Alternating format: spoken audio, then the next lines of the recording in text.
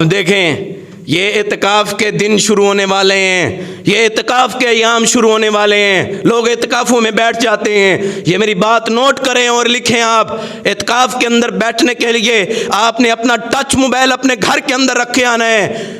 یہاں پہ خیموں کے اندر بیٹھ کے ٹچ موبائل چلا رہے ہوتے ہیں، اور اکثر لوگ تو گیمز بھی کھیل رہے ہوتے ہیں۔ بھئی اعتکاف اس کے لیے ہے کہ آپ مسجد میں بیٹھ کے گیمز کھیلیں، اور کئی لوگ بیٹھ کے یہاں پہ ارتگل بھی دیکھ رہے ہوتے ہیں۔ کیا وجہ ہے؟ دین مذاق بن چکا ہے۔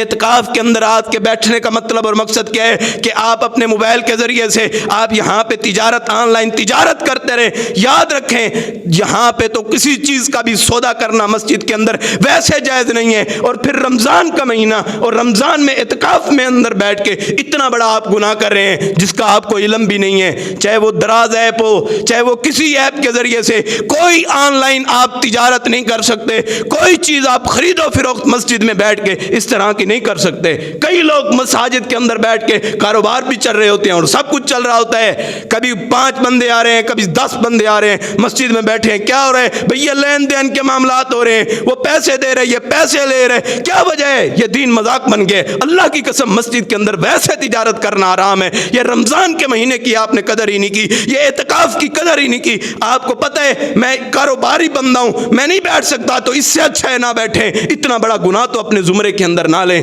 یہ مساجد کا ادب کرنا سیکھیں۔ اور کیا ہے اعتکاف کے اندر بیٹھے ہیں، میرا دل نہیں لگتا جی، اپنے 5-10 دوستوں کو بلا لیے، خیموں کے اندر بیٹھے ہیں، ہنسی مذاق ہو رہی ہے، ٹھٹھا ہو رہا ہے کہ مساجد اسی لیے ہیں، کیا اعتکاف کا اس لیے ہیں؟ اگر تیرا دل نہیں لگتا تھا تو پھر ان یارانوں کے پاس رہتا۔ یہاں پہ تو دل لگانا تھا، اعتکاف کے اندر مشن بنانا تھا، دل لگانا تھا تو اللہ تعالیٰ سے لگانا تھا۔ ہم نے وہ اعتکاف کے مطلب کو سمجھا نہیں ہے، ہم بیٹھے ہیں۔ آج تو عجیب معاملہ کوئی لوگوں کا دیکھنے کو ملتا ہے، افسوس ہوتا ہے۔ اسی لیے رمضان ہے، اسی لیے یہ اعتکاف ہے، اور یہ آخری ایام ہے رمضان المبارک کے، پھر پتہ نہیں رمضان المبارک نصیب ہوتا ہے نہیں ہوتا۔